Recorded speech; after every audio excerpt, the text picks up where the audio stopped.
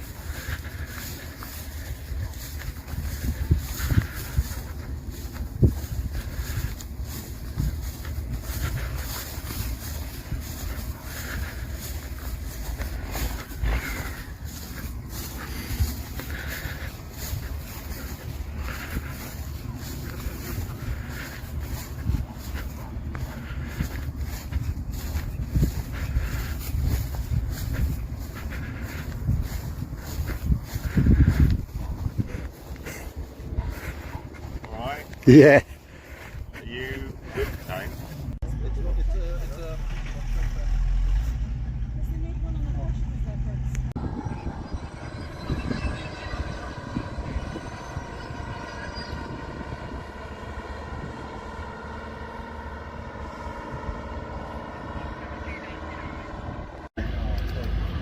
Oh, there's another chieftain that's going to have to need recovering at some point. Baths like this Centurion, about a dozen of them done. There's still a number of them left, some in private ownership, some in museums collection. Number down to the Falklands, and they were carried on HMS Fearless, and they were used in their original role, you know.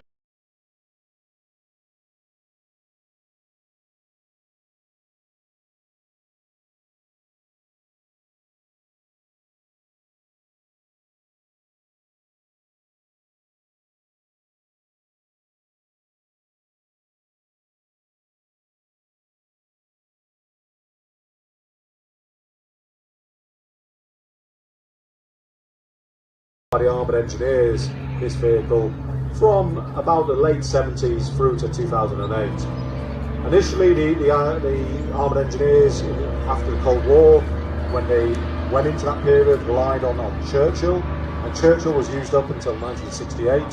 It was then replaced wholly by the Centurion Avery, and you'll have seen that trying to crush that Robin Reliant, and then in the parade, the Centurion Avery. They really soldiered on and got a bit long in the tooth, and they were replaced or served side by side by Chieftain. Initially, Chieftains were pretty much jury-rigged up by the Armoured Engineers of Remy in a place called Village, and that was led by a guy called Captain Dave Clegg. Dave Clegg sadly passed away very recently, and a friend of mine, but he was the godfather of Armoured Engineering. And in Village, Dave Clegg went and adapted initially kind of home-brewed Chieftain Averies with bits of railway track and Bailey Bridge to develop these systems. And then they were somewhat professionalised and built by Vickers in Newcastle and turned into the vehicle you can see in front of you there. So that is what is known as a Vickers Avery, and they are about to launch that for sea. This is a bit of a kind of, we've had to adapt and the way we're going to launch this for scene. You'll see it's currently ratchet strapped down, and the crew are getting out and doing a ratchet strap. Evidently you couldn't do that for real with artillery and fragmentation raining down, so you'd have to do it under armour. The facine is secured onto an Avery by explosive bolts, and they pop out at real rates of knots, and they're very, very dangerous. So we couldn't use explosive bolts in this demonstration. But what you would see if you were using explosive bolts is the Avery would come in as quick as it could, so fairly quick, like jogging pace for an Avery. You would fire those bolts, and then that facine would roll off the top of the Avery into the gap, and then fill that gap there.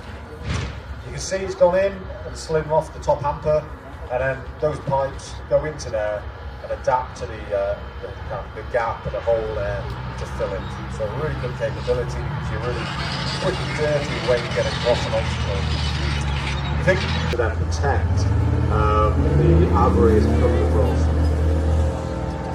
Traditionally, you would be battened down going across the bridging, but a lot of these vehicles, the sites are not what they used to be, so the crew is unbattened there, so there's a gap if you have to get in there. So we've got the gun tank now coming in as the full breakout force. That's going to cross that number 12 bridge there, up and over. Again, people having to be head out here. The sighting systems on these vehicles aren't as well, and it does require these guys to be out to command the vehicles across that bridge. Go there, across to the sea. What you'll see is that the sea pressed down into the hole and adapting to the hole there. The vehicle is now across on the enemy bank. It's going to push out as hard and fast and aggressive as it can to get out of the battlefield.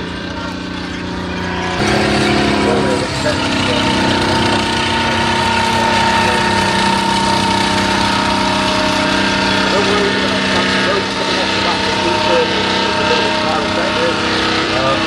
Bit of a damp slip there, but it would do that.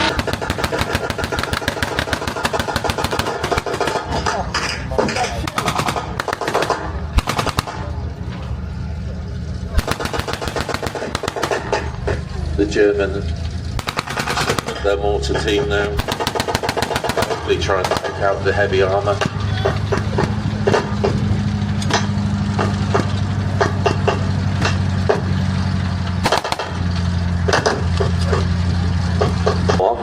They ended up painting the eye on the side of their tanks, and the traditions continue to this day. We've now only got one tank regiment, Royal Tank Regiment left, but they, again, they put that eye on, so, and that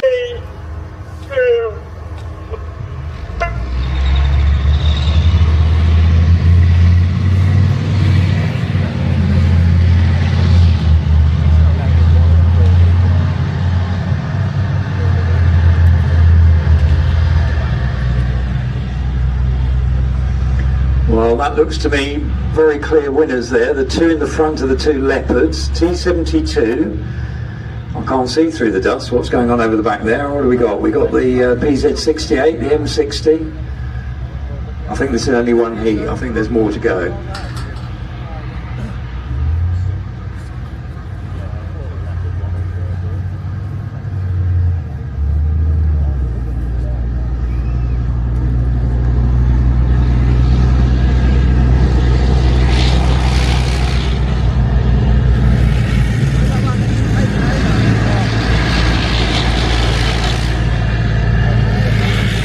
Basically cover yourself with a smoke screen so you're harder for the enemy to pick up. It's got a 125mm gun on it, and it's what's called a smoothbore gun, so it's basically but a very powerful MTU diesel engine to keep it going.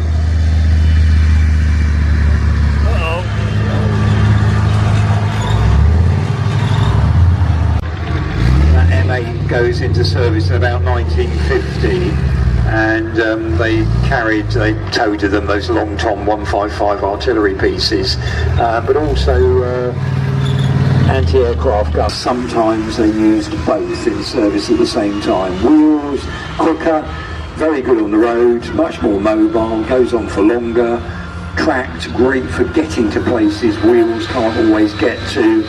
And there's times the idea of the light tank effect. In other words, Scorpion, Sabre, Scimitar, they really look like a war-fighting vehicle that can do some damage. Tracks are also, I mentioned earlier, psychological impact. That's why we didn't take tracked vehicles to Northern Ireland, but they were considered too warlike to be used in the Troubles. Only one. If this was for real with people shooting at you, you would really go for it, working that Avery hard. But here we are today on a sunny day in East Operation Market Harborough, and the vehicle there is under kind of ground control by Jack and being guided on to get that scene into the right space. It is a very dangerous sport, armoured engineering. Here we are doing it in a very controlled way, controlled environment, managing the risks. But when you are training for war, it is probably one of the most dangerous things to do. And certainly in my time, I saw plenty of accidents. And you think about how often these obstacles appear on the battlefield.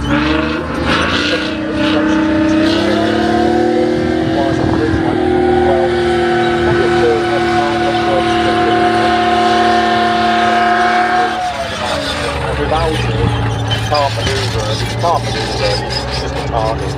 You stand there waiting to get killed. And again, the war in Ukraine shows us that a big part of the Russian failure was that inability to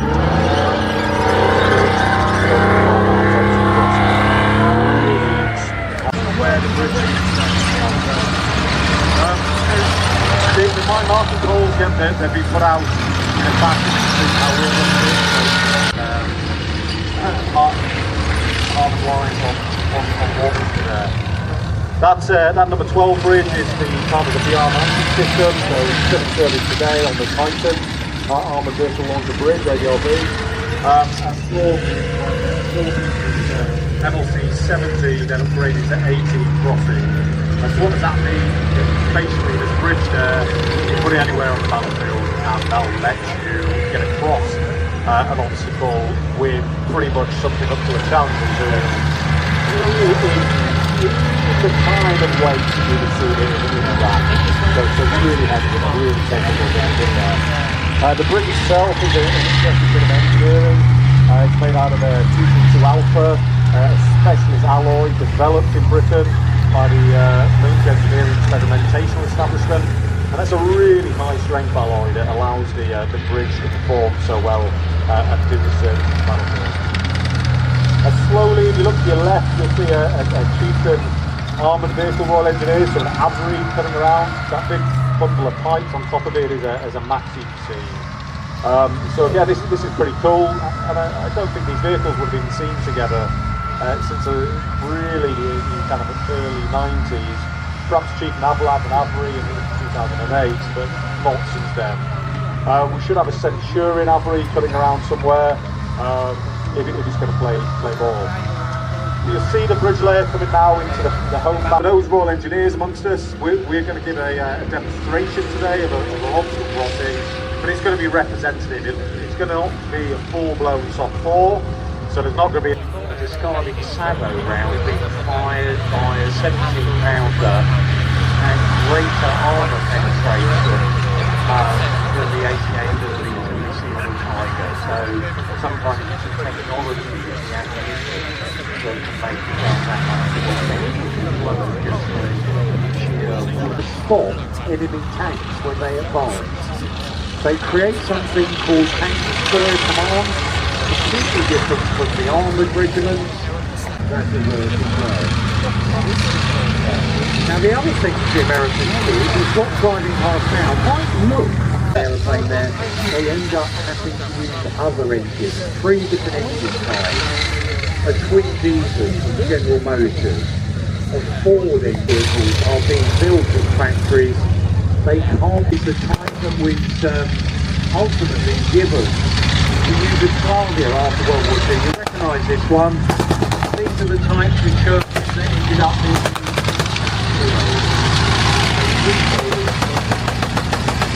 in the place with the diesel, you tend to be able to get a bit further. There we can see the hoses in there going along, putting the Berlioz, the recovery vehicle, behind it. Now we've got an in-service vehicle coming on. British Army again for specific for use out in Afghanistan and Iraq. We were looking at vehicles with good visibility we're going to need out in the desert for long-range patrols, etc. Things like sand channels. We've got, what else have we got there? Berlioz recovery crane, French. Again, sold to a number of companies. Post-World War II, we were in competition. France starts its arms industry. It was a bloody invasion. America gave away There's a bloody stuff for free to help reform various military. bloody freeway.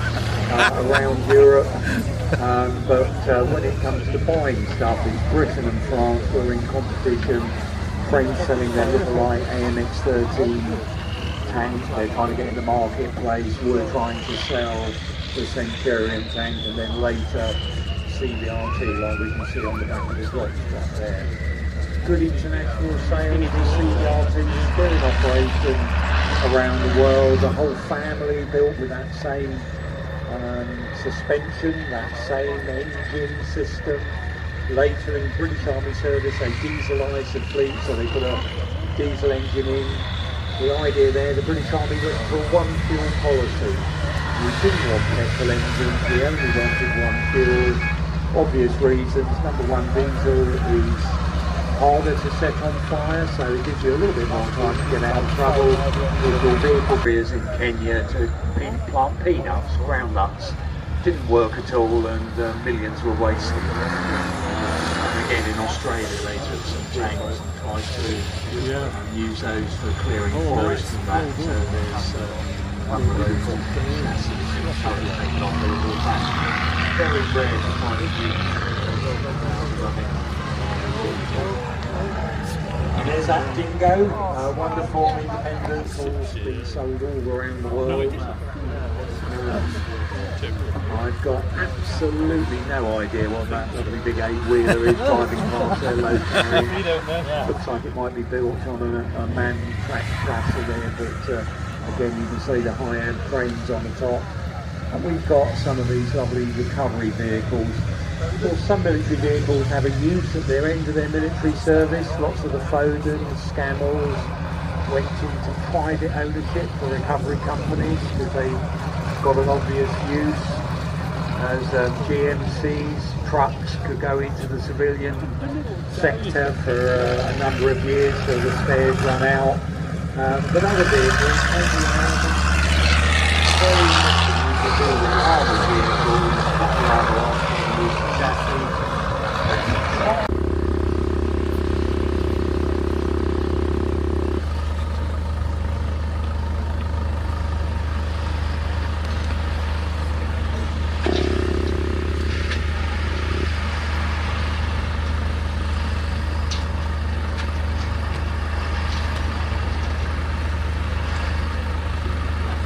So, ladies and gentlemen, we're just catching up on what's going in the warm-up area, etc. Just to let you know, we are going to keep running some of these MVT vehicles around. There'll be more wheeled armoured coming up at mvt.org.uk. Sign up, find out your local area, and you soon could be sitting in the back of one of these vehicles and actually enjoying it, rather than watching it. Thank you very much, and have a good day.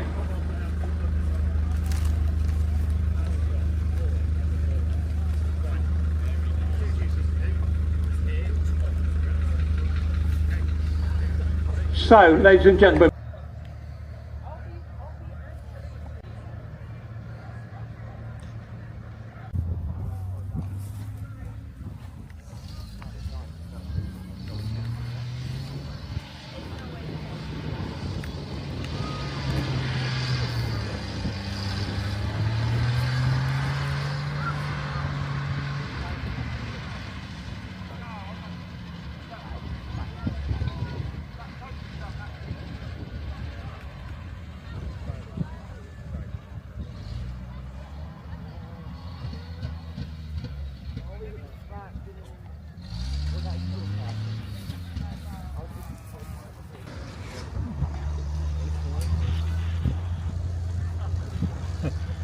Oh, blimey. Oh, the back end of that.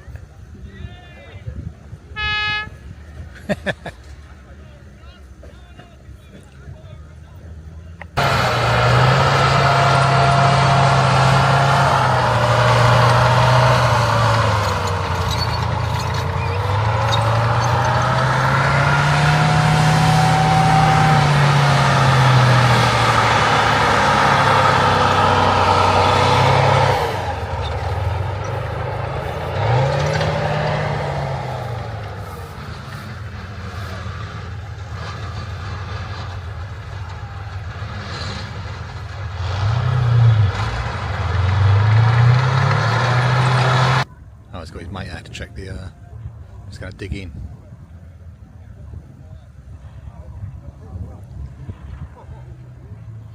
Oh, got it all going on there. Who's going? Oh, who do I take? Oh God.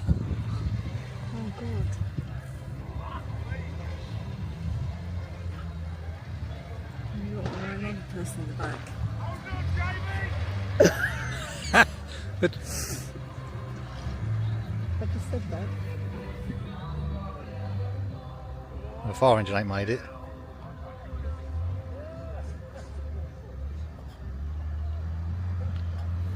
Well, he ain't got very far at all.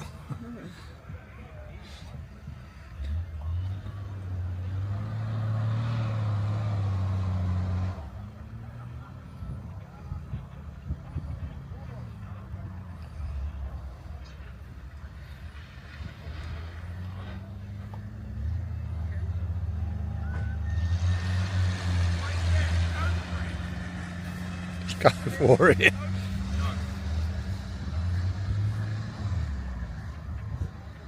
Wrong gear.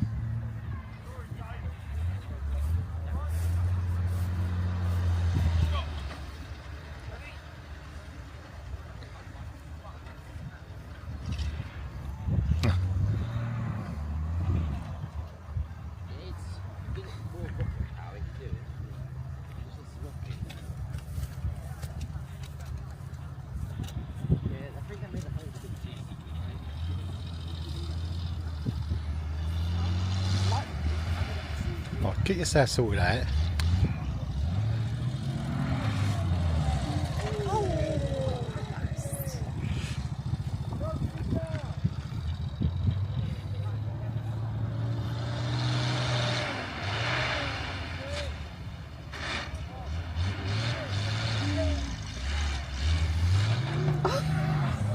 She looks like a cat.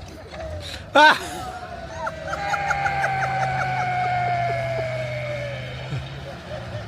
She's lying down. I just saw her legs. You're still in the wrong gear.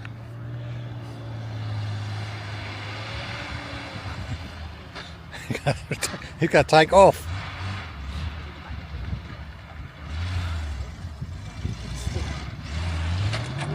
God.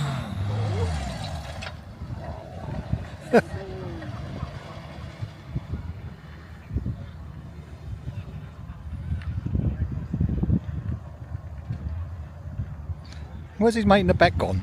He's laying down. You see his foot at the back of the... He's flat out on his back. I just see a leg and a foot.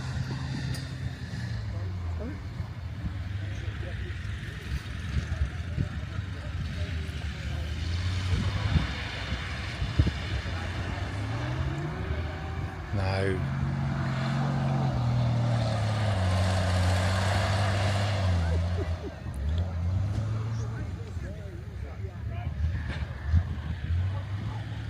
Oh, the fire engine's got up there. Oh, what's that? Yeah, I know, too busy watching him. Yeah.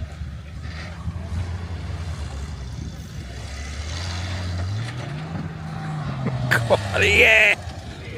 Ah! Don't roll back!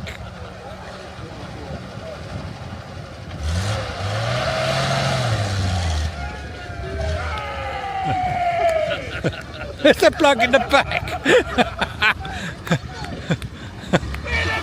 Hey!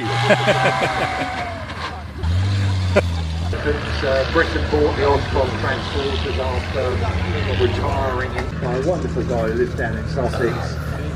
He did a wonderful version of what a Robin Ryan might look like in their testing now electric vehicles. Other vehicles military can use, things we don't think about, road rollers there. We've got vehicles driving around if you're create roads or going to have to go through pond areas, laying out runways on emergencies. You're going to need all that grading equipment, that road rolling equipment that you see in civilian life. Quite often, sometimes they take things into service because mobility. Other times, for understandable reasons, things like a bulldozer. You can get an armour-plated bulldozer. Major arguments in civilian lives if someone goes and does that to the family car. Imagine what your NCO is going to say to you if you put petrol in a diesel tank in the middle of the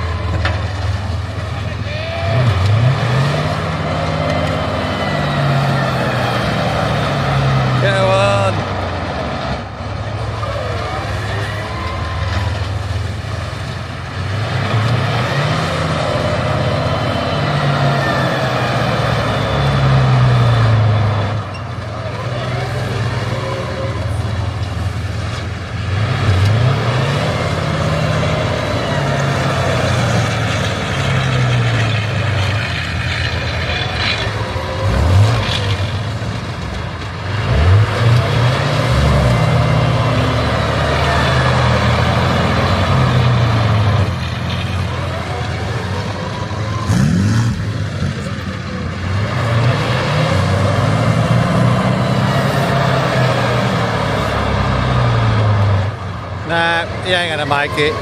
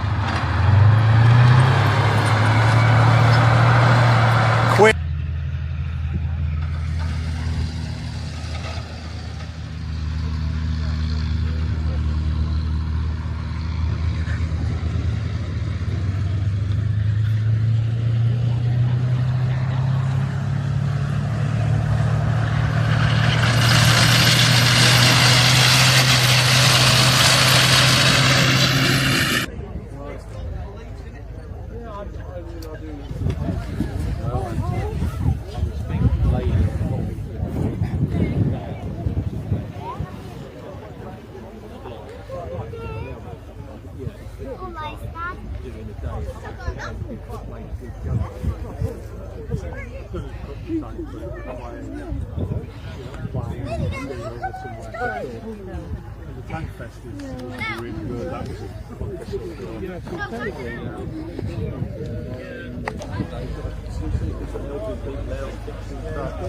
here it goes. Risk life and life. Yeah, we've got Mr. Hughes written on it. Yeah, good on it. Worldwide. Oh, really? He's not that old.